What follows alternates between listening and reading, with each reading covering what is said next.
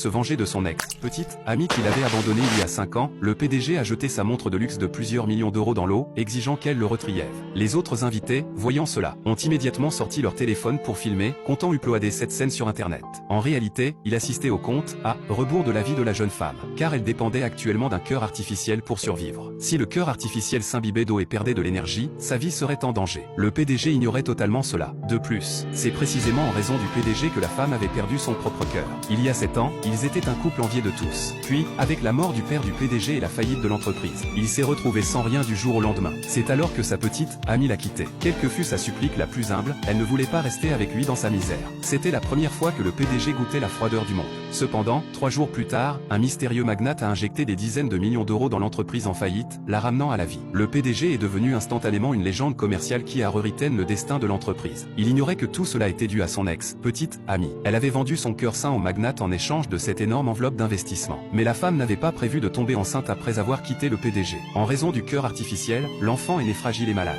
Tout au long de ces années, elle a fait des boulots de petits jobs pour payer les frais médicaux. Bien que la vie soit devenue incroyablement difficile, elle n'a jamais pensé retrouver le PDG, parce qu'elle n'avait que 3 mois à vivre. Elle ne voulait pas que leur rencontre se transforme immédiatement en une autre séparation. Elle ne souhaitait que réunir rapidement les frais médicaux de sa fille avant de mourir.